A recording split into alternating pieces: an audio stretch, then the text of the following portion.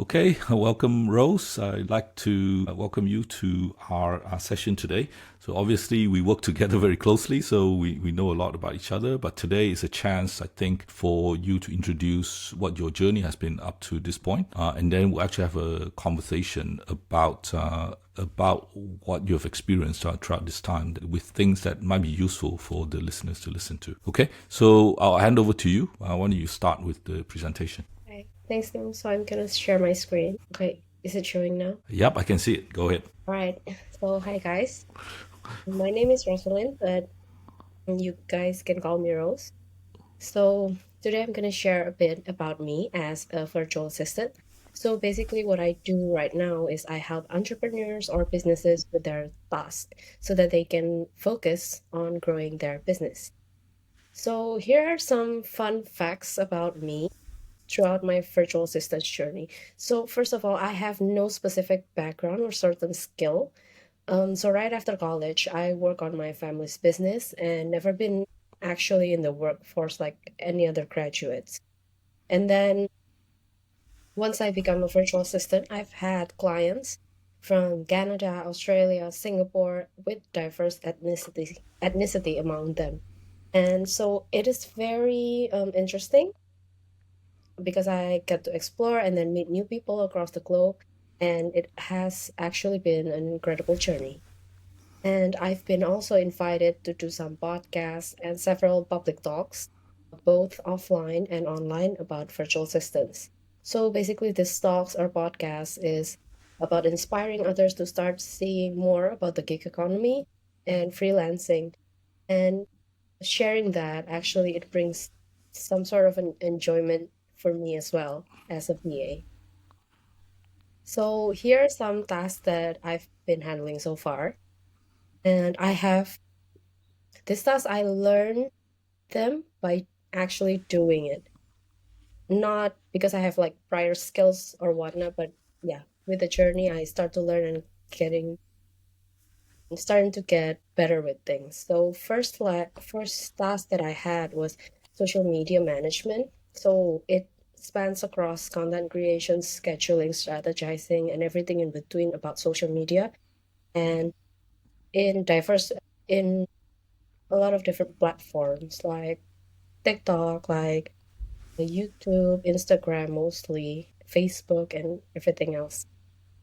And then next, I did email marketing as well, and I was a supervisor as well. So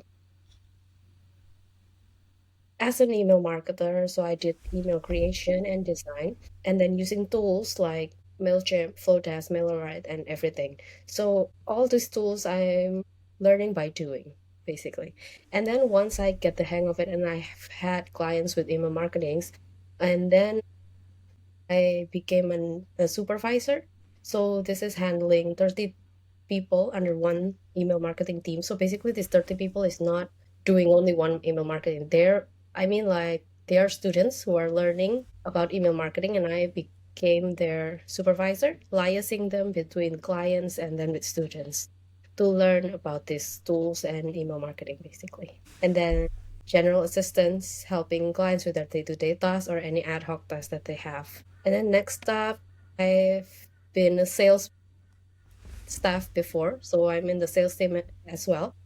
So basically, during this the sales part, it's really quite high paced, but I think I can manage them well, and I actually achieve some outstanding result for a core sales basically. And then I did graphic design. So some clients asked me to do designs like for printables or some for lead magnet creations for books.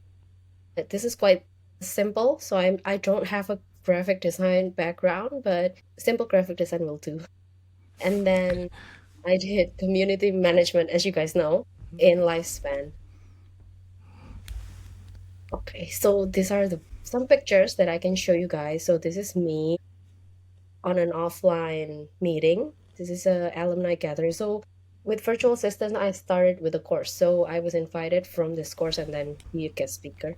And then this is when I was a supervisor for email marketing. And then this one final performance report. This is You can see the trophy here. Yeah, this is my name. So I achieved like 300% of sales above target. Yeah, this is actually during my trial, during my trial internship. This is not yet the full-time working. And then this is the poster that I did. So I don't do the poster. I mean the talk. So I was this guest speaker, and then here, if it's too small, but here's are some samples of the graphic design, simple graphic design that I told you guys. And then it was actually being printed by my client. So she's like selling it as a book right now. And then this is me in a podcast. Yeah. So the podcast is also hosted by my course. Okay, so how it all started. So I took a course, and then I during the 2 weeks of my course I got two clients. So it was very fun and very exciting for me because I'm just starting out and then receiving a feedback from an online freelancing platform, and it's really great. So one of them is actually Lifespan, and another one is the client from Canada, the one that where I did the printables and graphic designs. So yeah, so if to sum it up, I've joined a course, and then throughout the journey, I've become a full virtual assistant slash mom, taking care of my son as well. Okay, so you guys probably wondering like how to start. So please don't hesitate after this to ask anything. So first is do a research about the virtual assistants world, and then the tasks that they have and everything in between, and then decide on your service and niche. So this is the first thing to do, like what do you want to offer for clients and in what specific area. This is actually what my course actually taught me, to focus on one niche to sell your service for. But to be honest, for me at the start, I didn't actually start with a niche, but I focus more on the service. So what I can do at the moment, and then it just grows from there. And then creating a portfolio. Basically, you create accounts in freelancing platforms. This is another way, or building a social media presence for your virtual assistance journey. So getting clients is not limited to online freelancing platforms, but you can also attract people through social media like Instagram, LinkedIn, and Facebook. And then you decide on your pricing and then packages. And then throughout this journey, you need to keep focusing on skill building and communication, because I see that because virtual assistant is a remote working type and everyone can be a virtual assistant from every other country. So communication is key with clients. So if you can communicate well, then it's already a great start. Okay, so I think that's all for my presentation. Okay, well, thanks, Rose. So what I think we'll do is that we'll have a conversation around your background and then ask some specific questions. But what I'm going to do is actually stop the recording. So, okay, Rose, thanks for joining me. I thought we'd actually have a conversation about our partnership in lifespan education, about the things that we support each other in, and also introduce how we met, our working journey, what working between, a client and a VA is like, what is it like for me working and learning about how online freelancing is, which is what I learned a lot from you. And then I believe that listeners would find information like that useful. What do you think? Yeah, yeah, let's get into it. Okay.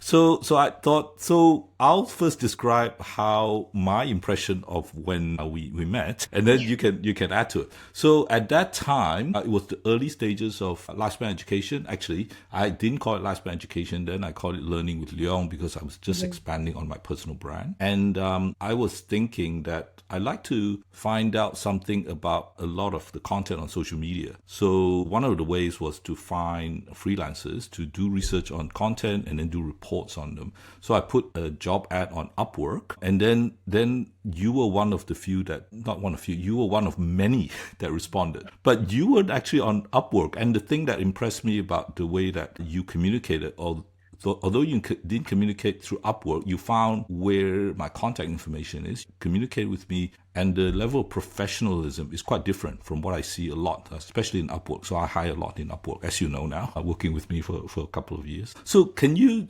describe back then how you came to know about what my job ad was, and then those early stages of our interaction with each other? Okay, so you're right. I found you through Upwork. So the first ever is from Upwork. And then back then, I was just enrolling to my virtual assistant course. And Right. I was just in about 2 weeks of the course. So it's not yet, the course is not yet, I'm not receiving anything yet. So basically, I'm just knowing all the surfaces. But I feel like if I finish, this is a 6 week course. So if I finish this course later in the next few couple of months, right? I feel like everyone is already a virtual assistant and everyone is my competitor, right? Yeah. So my thinking was I need to get into it quickly. So at Yeah. least I know what to expect before anything else. And Yeah. then I made an account in Upwork as mentioned in the course. And then Yeah. I was searching for an entry level task. So things that are entry level and then quite simple, like research jobs or admin jobs or something very, very simple because I'm just starting out and I just need to know a bit more about freelancing. What are hard tasks then compared to those which you call simple? Well, simple as in like it doesn't actually require certain skill like web development Right. and then UI Yeah. UX and everything. It doesn't need a degree or some sort, right? So basically Okay. only research job, it takes time, but it's not rocket science to research, Yeah. right? Like that. So and then simple graphic design tasks because I don't have a graphic design background, Yeah. but at least I'm quite creative, if I may say. Yes, yes, you are. So working with you So for a couple of years, you are. it's just occurs to me that I'm sort of creative, so yeah, I just knew. So, and then I found your ad for in Upwork for research shop. So, okay, this is perfect Okay. for me. And then I've actually found another one that is designing and then building a course. That Okay. is actually for my Canadian client. So, actually, I only applied to you both at the same Yep. time. Yep. And because I feel like I'm waiting in Upwork, right? I'm waiting for your notification. Like I feel like because back then I didn't know that there are a lot of competitors in Upwork. Back then Right. I don't Okay. understand how it works. Yep. And then I'm just waiting and waiting, and there's no response. So I feel like I need to take some action. I need to be proactive in this. So that's Yep. why the thing is because you mentioned your company in the ad. So I searched it online and I found your Yep. Instagram, I found your TikTok and everything. So I Yeah. messaged you there as well. So Right. that's why I feel like we need to be proactive in this type of platforms as well. Yeah. If there are information that we can pursue, so we need to go for it. So it's the same Yeah. with my Canadian client actually. She didn't mention what's her business or what her personal information was, but Yeah. but in the review section, because she did hire some freelancers before, I Right. saw the name. So Yeah. the reviewers are reviewing with calling the client by name and then the client calling the freelancer by name. So and then I Right. search, right? So I know the type of business that they're at, and then I'm looking for them in social media with that Yep. name. So and then I found her as well. And then I Yep. messaged like you did, just like what I did with you. So I messaged her just to notify her that I'm applying for Upwork, just to get Right. notice. Yeah. Yeah. So subsequent from that, just for anybody listening, so that they know our current relationship, which I hope we talk a lot more about, is that then you did that job for me. Then I found that your work quality is really high. I offered you to be executive assistant for me, which you took, and then that evolved into a community manager. Mhm.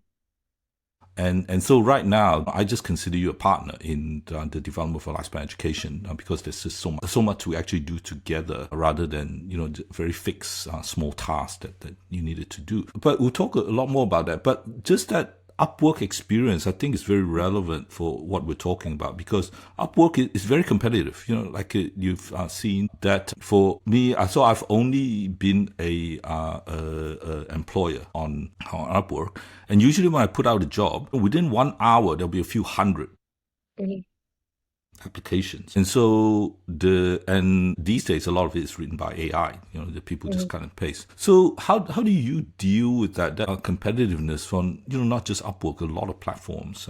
And do your VA course actually covers that? What is in the VA community, how do people Mhm. talk about this very competitive space? Yeah.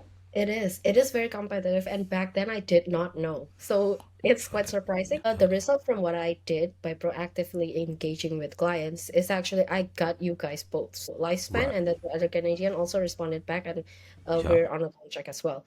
And Yeah. the course actually did not cover about me contacting from other places. So Yeah. they basically just do it by SOP. So do it in Upwork, and then you apply it to this and that sort of Okay. thing, right? So it's very basic what you know from a course, but it is just by intuition that I feel like I Yeah. did that. And then also the things that I typed to you guys. So basically, during that day in Upwork, there when you first register as a freelancer, you will receive 30 connects. It's basically Yeah. points for us to bid for clients, right? So Okay. it was free 30 connects, and then after, if you run out of connects, you need to pay a certain amount of money to get more Yeah. points to apply to more jobs. Or you Yeah. can wait monthly, you will get 10 free connects. So because Yeah. I feel like I have that 30 and it's really limited, right? So I really look for job posting that really resonates with me. So that I think that I can do well in it and understand the mission behind it. Because my Yeah. goal personally is not merely for getting money and everything, but I need to be able to feel like, yes, like I want to grow this business as well together with the client, right? Yeah. So that is one thing that I was looking for. And with your business with Lifespan, and it actually resonates with me, and it's easier for me to think through your Yeah. job posting, job description, and I feel like I can provide extra things or provide more ideas Yeah. for business, right? Because I feel resonation, so I resonate with the cause and the mission and vision and Yeah. everything.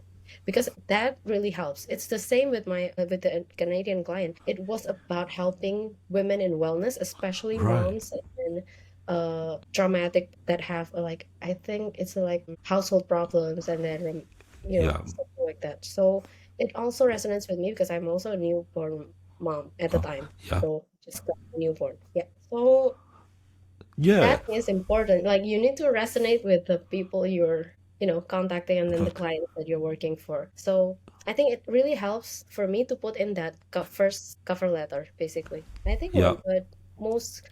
what appeals is Yeah. that message, right? That first message where people usually just copy paste from AI and like Yeah. it's not that substantial to it. But yeah, I think if you resonate with the business and then you can provide some ideas and then provide some Yeah. lyrical, it will be more interesting to look at, right? Yes, I think that's a really important thing, for all listeners, especially students that you and I actually work with, that, this thing about engaging and resonating is to me actually quite core. So now a lot of times when I do receive applications that why it's clear whether it's AI or not, because you can get AI to write at different levels. But Mhm. the thing that's different is that AI cannot have personal stories. AI cannot have experiences, and so even if you tell AI about your experience, it's going to generalize it, and so it has to come from you. So that's the first thing, is that your impression is already, because AI, we read so much AI these days that you very quickly recognize that it is.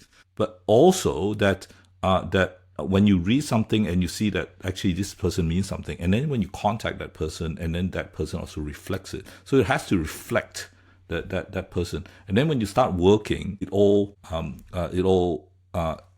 comes together. So all the freelancers that we work in lifespan education now came from that there will be a lot of freelancers that I would work with, and then the ones that it's actually on our programs now. All of those ones are the ones that really resonate very deeply. So we have to find that, and part of that is actually knowing, what we want. But I'd like to ask you then about your background. What did you do when you were studying, or Mhm. how did it lead to where you are now? Yeah, so actually, there is no connection whatsoever with my college degree. So I was a food technologist, so I graduated with a food technology degree. So job or career path is actually going to factories or going to companies and then be Yeah, in R&D, or you open some food business and then or you focus on packaging for food. Basically everything in the food industry and the technology behind it. But I feel like I made a mistake with choosing my degree Right. Okay. Because it's not exactly what I wanted, because it was what my parents wanted. Okay. Something that is more Okay. like technology, some sort. Like that is why I chose food technology, because it has something that I think is very social and like very fun. Like food is fun, right? Right. And then it Okay. has the technology factor, and then that's why I compromise with my parents. Like, okay, Yeah. so this is Okay. it has Yeah. technology good, right? Because at Yeah. first I wanted is actually tourism and hospitality. Yeah, because I like to Yeah. travel and yeah, I just like to have fun basically. Yeah, Right. Okay. Yeah. Yeah. the parents just did. So can I ask you just to move back? So tell me about that point. You're starting to tell me about that decision. Mhm. So at that time, you're in Surabaya, where you are now. So you're with your family, and were you only thinking about local universities? How wide were you thinking in terms of your choices? Well, actually, since I was little, I always wanted to go abroad. I always wanted to study abroad. Right. But my family's financial condition is not okay at the time. So we Right. could not afford that. And back Okay. then, I actually wanted to do a bit of work during school.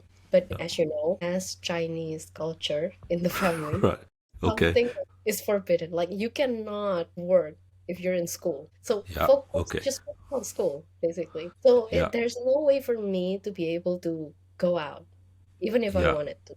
So I was only considering local schools. But because I have this urge, like I want to travel, I want to see the world and everything, that's why I actually wanted to be in the tourism and hospitality business, because there are chances Right. during the course 4 years of university that it's mandatory for you to go somewhere to do Okay. internship, basically. So that is what Yeah. I was at and what I wanted. Right. But again, as with a Chinese descendant, Okay. Yeah. doing that is not great. Yeah, you need Yeah. to have Okay. something like Yeah. doctor, lawyer, or Yeah. something like Yeah. that, you know? So, what do you mind me asking? I didn't actually ask you. So, your parents, what do they? Well, they have a business. So my Right. mom actually have a tools and hardware store. So Okay. she runs. Yeah. And then Yeah. my dad at the time has something doing something in medical, but they were divorced. So Right. I'm not really close Okay. with my dad. So yeah. So focus is only on my mom. And it's a Yeah. business. Okay. Yeah. So were you expected to be involved with the business, her No. business? Okay. Actually, Yeah. no. That's because my mom feel like what she's doing right now is not exactly what she wanted. Like it's Right. just because of the situation she did this, and then Yeah. she's trying to survive with two kids through Yeah. that, right? So she Yeah. wanted something that is better for me and for my brother. So Right. that's why she's more like guiding us through things that are back then was the common thing to do, the best common thing, like Right. doctors, lawyers, and everything, that career, the ones that with a career path and Yeah. really traditional careers. Right. Okay. So that's why. Yeah. So you finished you graduated. So what happened after that? So you didn't Yeah. pursue food technology. Yeah, so I chose food technology just because it has something fun. It has food in it, so it's not Okay. something that is too technical for me. So Yeah. yeah, I go through the course, even though I'm Yeah. not like wholeheartedly into it. But I Yeah. feel like I don't want to disappoint my parents as well. So I did Yeah. very well, quite honestly. I graduated with a cum laude. Okay. So Yep. yeah, so Yeah. That's really good. yeah, so I keep doing what I need to do basically. And then after that, things happen in my family. Yeah. There's stuff happening that forces me to go back into the family business. Right. Okay. That's the thing. So actually, the plan is not that. The plan is not in the family business. The plan is for me to look for work outside and then building a career and whatnot. But during something happened and I have to get back into the family business. And since then, Okay. I've worked there, just basically helping out in the store, like helping out my mom. Yeah. And that's when I feel like I don't really have that purpose in life. It's not the same, It's Yeah. not exactly. Running the store is something that is great, as in it provides for us. But at the same time, I don't feel any personal accomplishment, especially Yeah. when, and then I got married. And then my husband also have a store. So it's the same business. So I'm Right. helping out.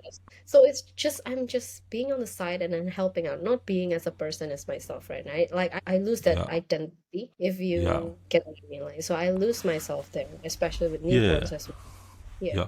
So can I ask you then, compare the difference between when you were doing, still doing university. So you were putting in the work. So I know what that feels like because I Mhm. remember the intense study and, the Chinese family and all Yeah. the push and Hmm. pressure, but you actually had motivation to finish your degree and graduated cum laude. And then when you were doing the business, you were actually, from what I'm hearing, not very motivated. Was it because of age, or was it actually? It's quite different, the work you did at uni and the work you did after. Well, I think with uni, right? Because even when you're pressured with parents, because you're getting paid to do school, like Right? parents put Yeah. in their effort and everything, of course you don't want to, let them down. So Yeah. that is another, it can be a pressure, but I view it as motivation. Right. Okay. And then with work, because I need to go into the family business because of the family situation. So it's Yeah. something that I must do, but actually not what I planned to. I keep working at it, but Yeah. there's just this some point that what I said, I lose myself some sort. I feel Okay. like Yeah. something there. So that demotivates me. Okay. Um, I'd like to ask more. So, if the business had actually been very successful, would Mhm. it have made a difference? I think it would, but at the Because, same yeah. yeah, So what I mean is that when you're doing your degree, you know that you're going to get a degree, right? So yeah, you put it on the work, you're going to get a degree. The thing with business, because I have done it many times, is that you don't know what you're going to get, right? yeah, Especially when things are slow. So is that a major difference between the motivation during studies and then the motivation after? Or what do you think is something else? I think it definitely become a factor. It's pretty much the same with if you're working for someone, you have an expected salary, right? So you know for Yeah. sure. And then with business, you don't really know. There are times that are slow, there are times that you're very good. And Yeah. then yeah, it's not stable as regular career. So Right. if you say like, what if I know if it will be successful, regardless of it's being successful or not, because it's my parents' business and it's a legacy, it Right. has Okay. motivation to it. But what Yeah. demotivates me is actually the process of doing it day by day because Okay. it's quite routine. Mind you, what I did back then is not core decisions. That Yeah. makes the, I think that demotivates a lot. So I was only helping out.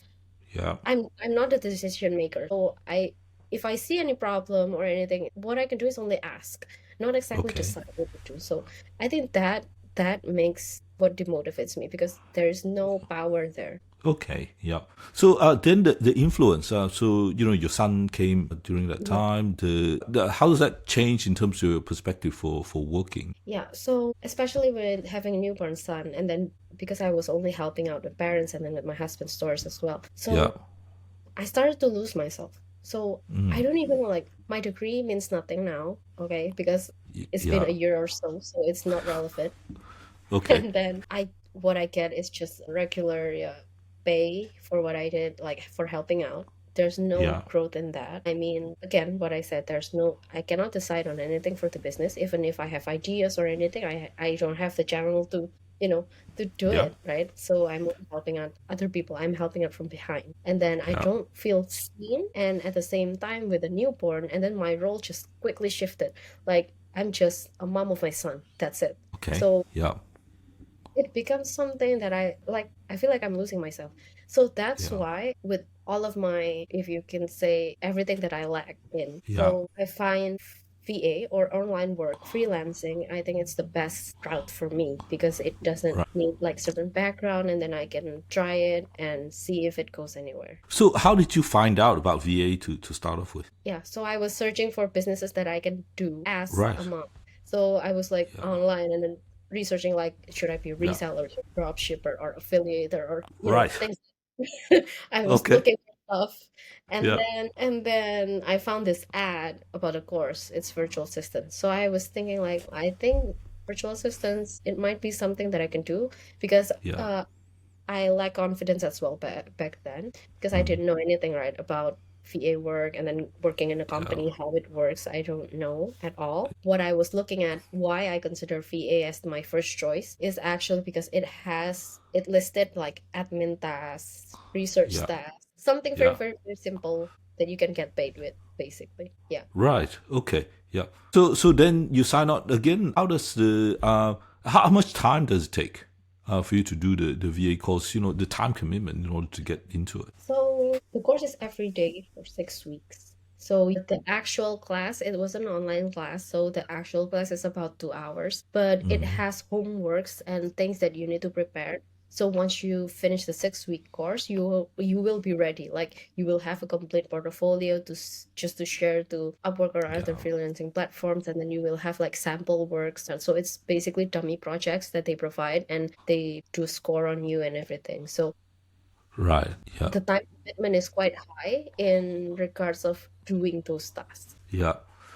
So there seems to be a range, you know, from what I've seen, people are applying, certainly the ones I've Mm. seen, is that some doesn't seem to know much about VA work. They just think, you know, it's work. So they sign on. And the ones that are prepared, like what you went through the course. Mhm. What do you see as a difference? Having gone through the course, or there's quite a few now. Even the students that we work with now just Yeah. want to start doing VA work, right? So the difference between having been prepared through a course and just doing it on their own. Yeah. So actually, to be a virtual assistant, you don't need to follow a course. If you have the time, you have the energy, and then you have a commitment to actually research everything for yourself. Because there Yeah. are a lot of free information out there. It's just that Yeah. they are not filtered yet, Okay. So there are Yeah. just tons of informations, and it can get confusing to follow one person's perspective and then another. So with Yeah. the course, it is more structured, just like school. Like we know what to expect,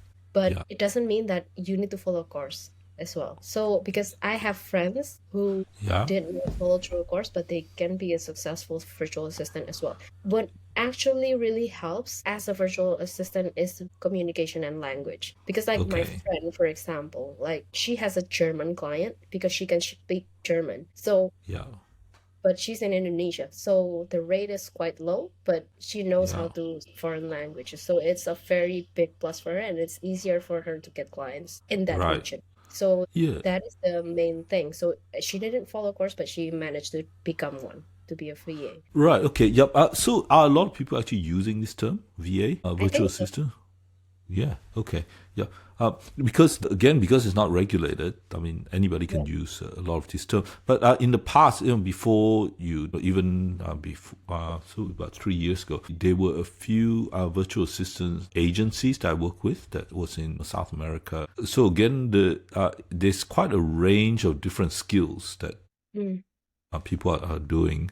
Um, and I'm just wondering whether it's useful to call yourself a virtual assistant so that people recognize that work. Mm.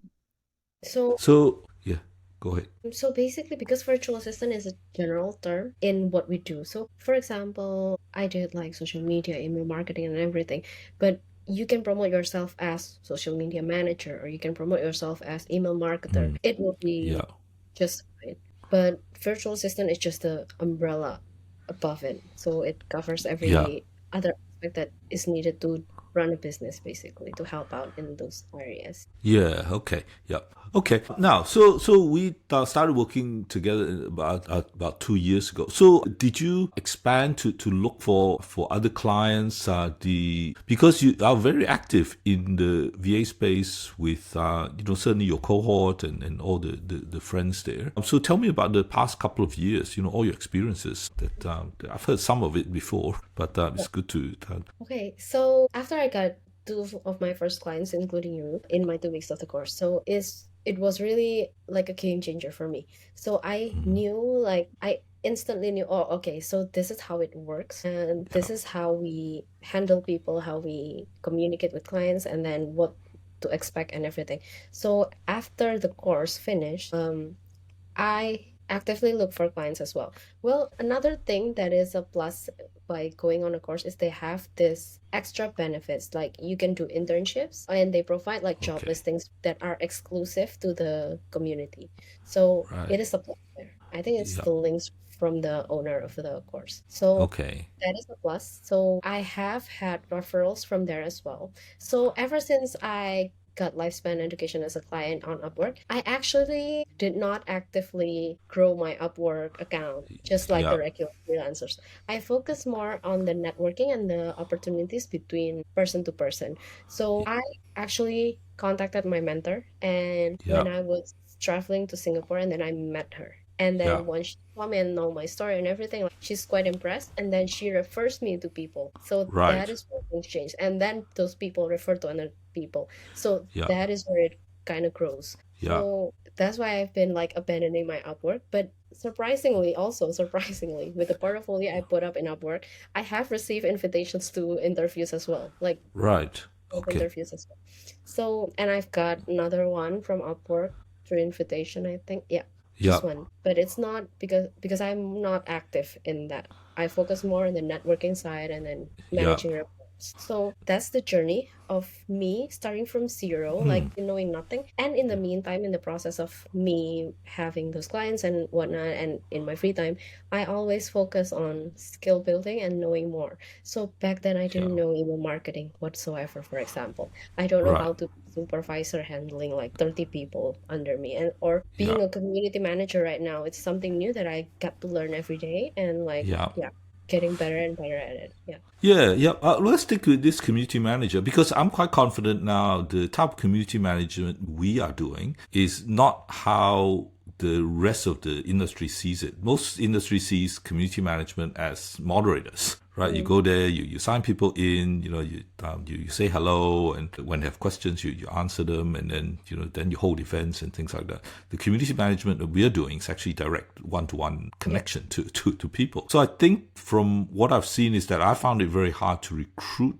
people that has this expertise, in which case we just built it up Mhm. ourselves. So with the when you did your VA course and then with where you are with your interaction with other VAs now, is community management a part of VA work? It is right now. Yeah. Right. Okay. So what are the tasks that it goes with the standard community management? Yes, it is just standard, just daily check-ins and then holding events both offline and online because um I'm saying in the what I know in the VA community. So they Right. have like offline events both and online. So they hosted this and then they manage everything like registrations and then the budget to hold, especially with offline events, like you need to be sure how many people are coming and then because they need to provide Right. food and everything. So managing all of that to hold one event and then the documentation and then promotion and then door Yeah. prize, things that get people hyped up and Right. then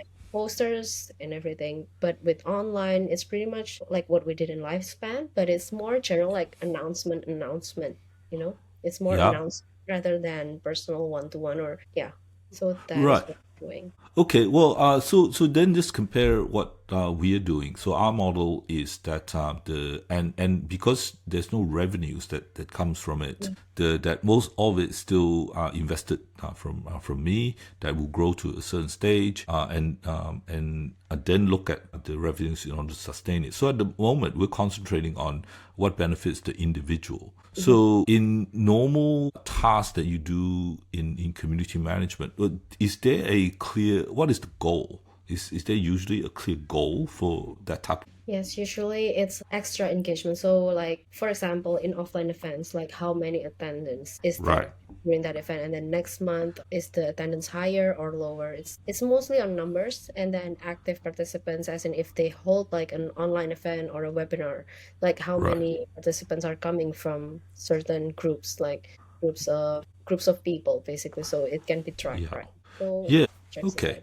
Mhm. Yeah, so in those cases, then tell me about the challenges of working when the criteria for us is qualitative. It's Mhm. about the individual's growth.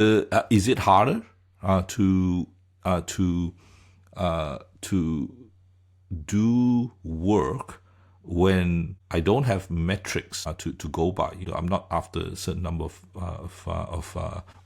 people attending. I'm not after certain growth numbers. So a lot of these qualitative criteria outcomes, is it harder to work with as as Yes, actually, because I think it depends. Because in a lifespan, the qualitative aspect actually impacts a person's perspective or views about life, and then yeah, it has like higher risk to it. So let's say someone yeah, comes with a problem, and then you responded not well, and it yeah, worsens. So it has like bigger risk factor rather than just announcing people and then like promoting, hyping up people to come to a yeah, certain event and chasing numbers. So yeah. it's the risk factor behind it is quite different. It's some sort of a burden, like mental burden, right? So Right. Yeah. we don't want to ruin people's life, Yeah. basically. Yeah. Yeah, that's the thing. So yeah, I mean this is really important because this is something that the people, all the contractors I work with, I have this thing that there's something we're doing together that's worthwhile for us to actually be together to do it, and part of it is this thing where there's this impact, and so now we're trying to get students to realize that as well. You participate in activities that you resonate with because it actually has Mhm. impact. So I like to talk about that because you're doing this work for this client, for your Canadian client, because you said that it actually resonates with you. If you're doing just standard things, right? So why don't you go and find work, for instance, because there's a lot of like crypto Yeah, communities and gaming communities where you do effectively the same things, hold mhm, events, announce it, yeah. and then get people on. Tell me your mindset if you work that versus what you're doing now. Well, of course, I would prefer what I'm doing now, because with crypto and then with games, it's not something that I'm really into.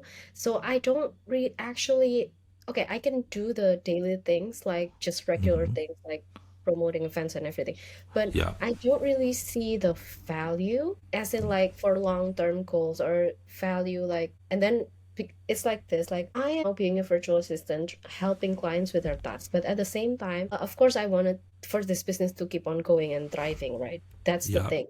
But Yeah. if I don't resonate, like how can I contribute to that? Like I don't understand like how crypto works, and for example finding people for crypto and then pulling everyone in a group, and then just what, so and then the future is what impacts them.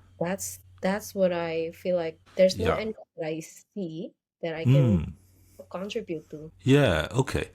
So the have you actually thought about that for the future? I mean, I hope that lifespan will go on Mhm. for a long time. But the thing is, in the future, what you see is that how do you determine what kind of clients you look for, and have you thought about that? What kind of clients do you look for? What kind of work that you actually look for? Yes. So it's more than just what skills or skill sets needed. The company needs to have vision as well and mission. And Mm. it's easier to see if it's, for example, lifespan has this impact for adolescents, right? For people and then for children, which I resonate with because I have a child of my own. So I understand Yeah. where this goes, and I feel like I see the vision.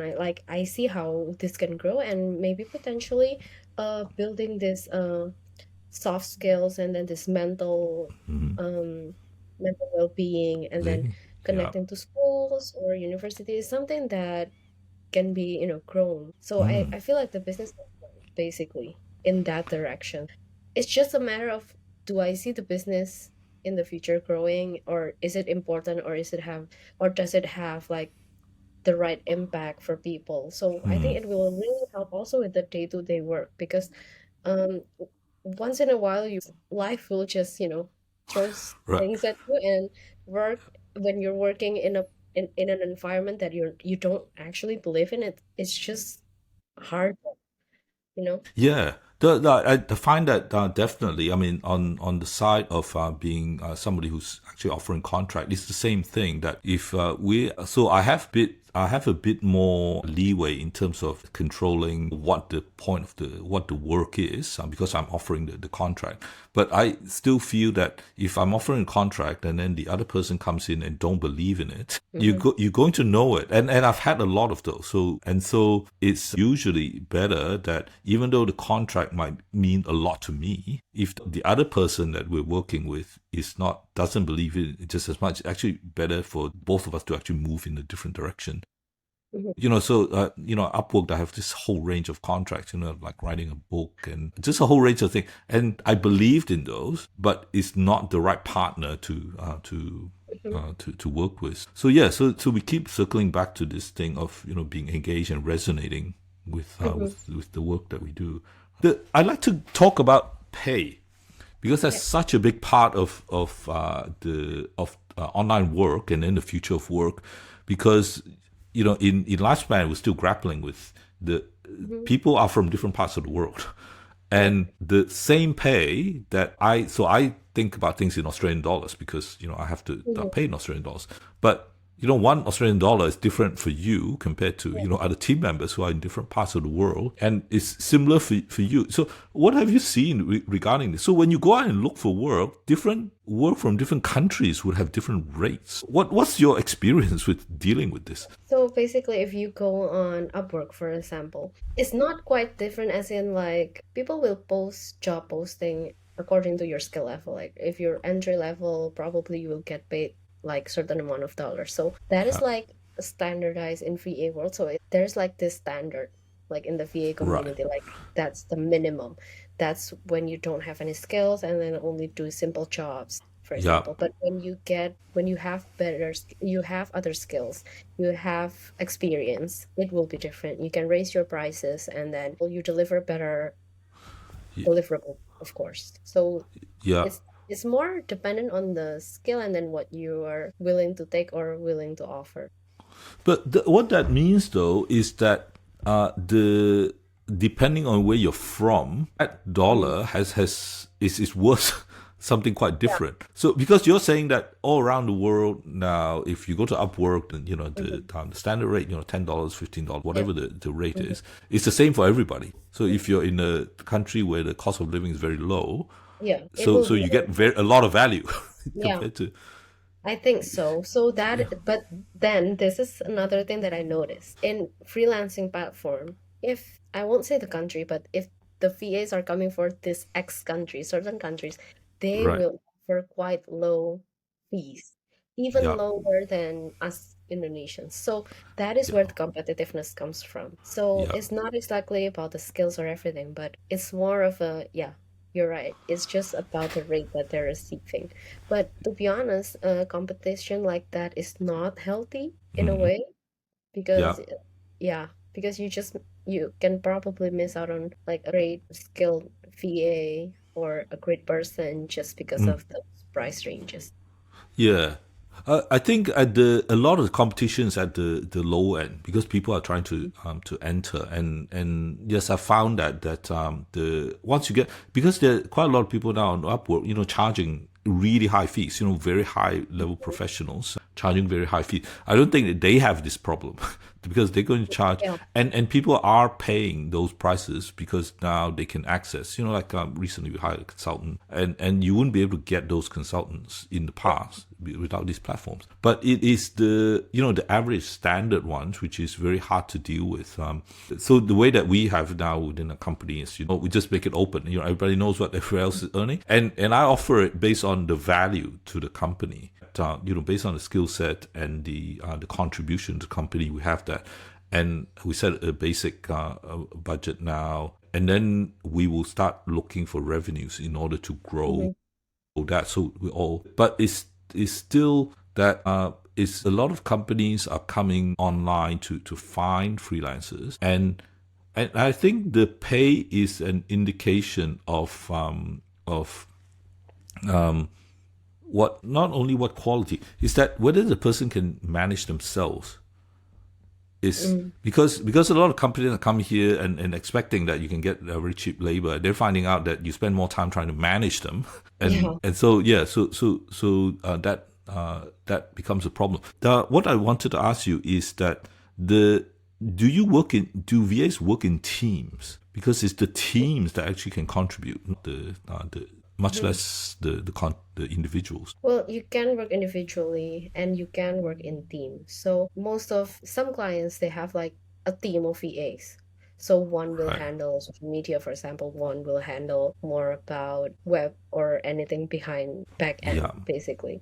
And then sales, they will be teams of sales. So rather than having like on-site sales, it's better to have online salesperson, to contact people, following up and everything. So there are teams. So you can work in teams or you can work individually as well. So the teams market themselves as teams, as a There are multiple. Well, there are some clients that they build the team themselves. So they select like certain individuals and then put them in a team. So some clients prefer that because they know exactly like who they're working with and then putting them all together. So you pick the like high quality individuals and yeah. then put it in a team.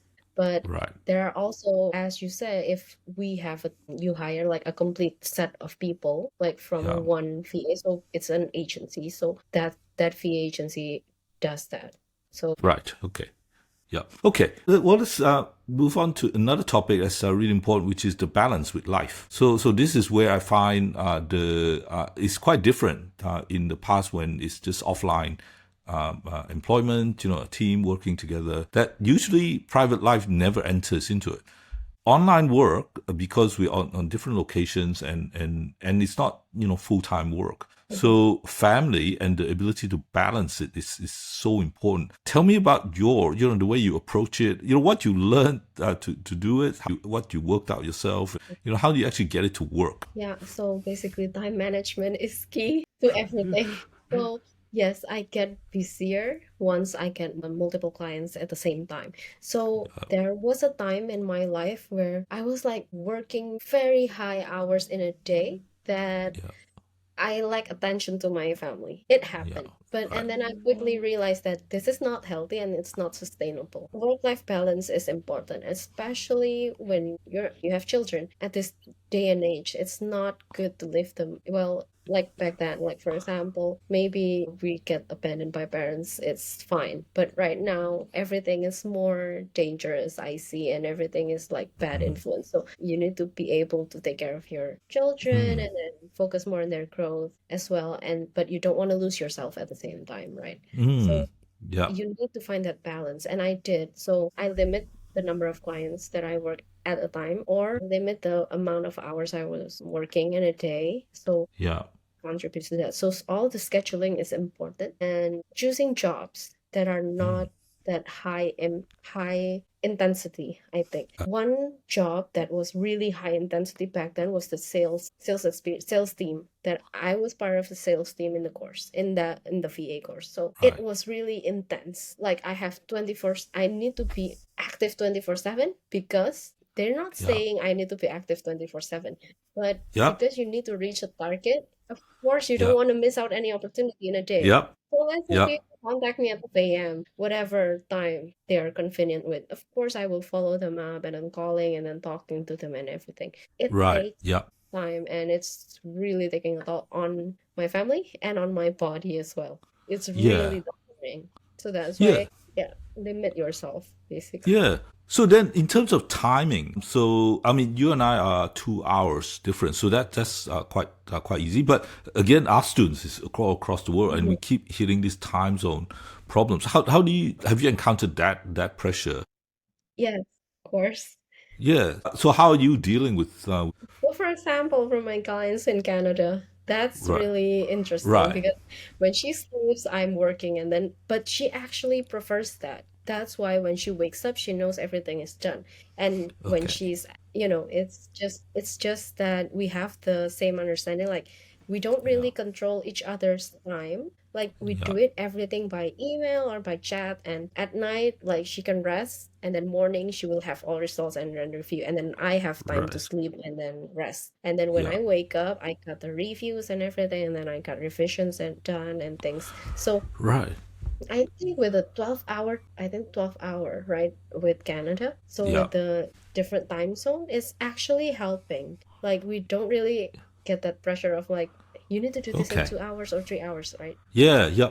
I think that's something that for us as lifespan, we're growing very quickly that we have to work out because it is about who's on it at what time because our students are just spread all across that. And if we Yeah. just do everything within our time zone, then the other half of the world just misses out. And so, yeah, I think that the one of the things that technology is supposed to help us address is that you can do things asynchronously. So like what you're doing with Mm-hmm. your Canadian client, that that you don't have to be on at the same time. Mhm.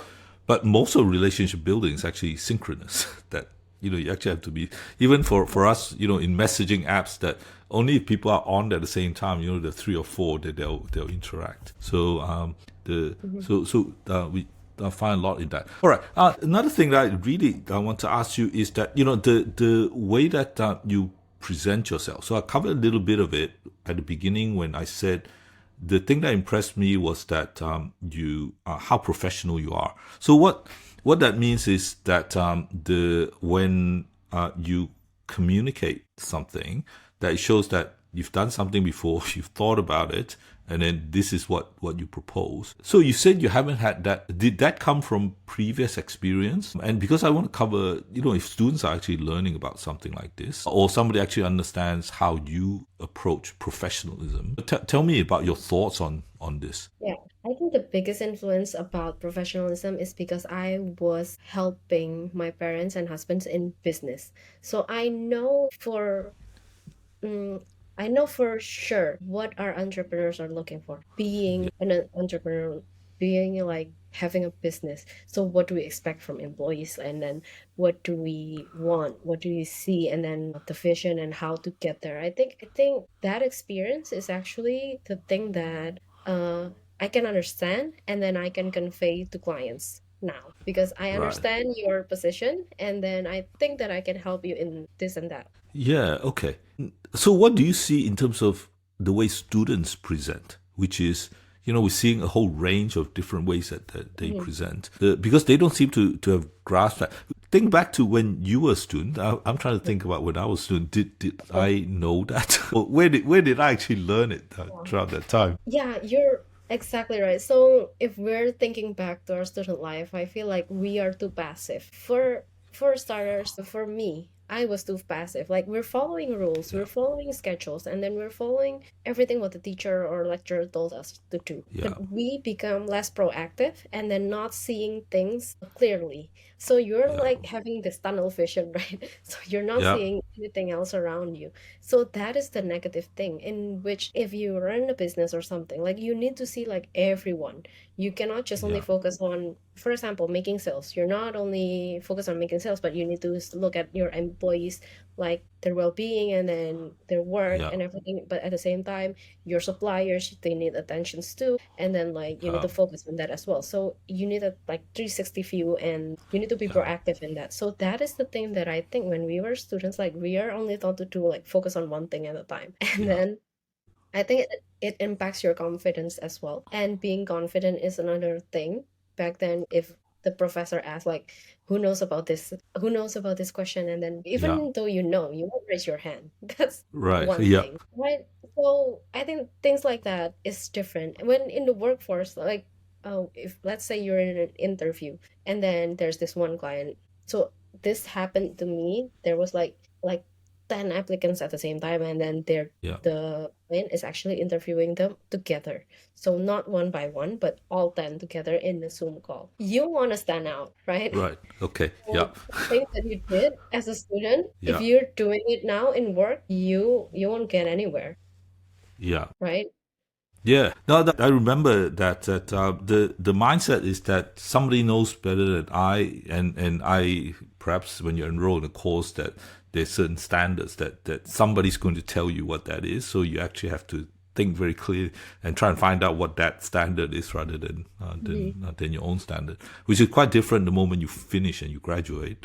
Then Yeah. now you have to, you have to express what Mhm. is it that is your standard. So okay, well, I think we'll wrap up. But at the end, I just like to ask you, for people that want to understand Rosalind and about VA work, what is the main message that you would give to people that are listening? Well, so I think as students now, you don't have to worry if you want to start freelancing or doing this gig economy, basically. So you don't have to hesitate, and then you can find informations online available. Take courses if you want, and if you have the budget for it. And as long as you learn something, I don't think it will be a waste. So yeah, if it's for knowledge, if it's for your own self growth and your own self-development, I think it will be a great investment. So yeah. Okay.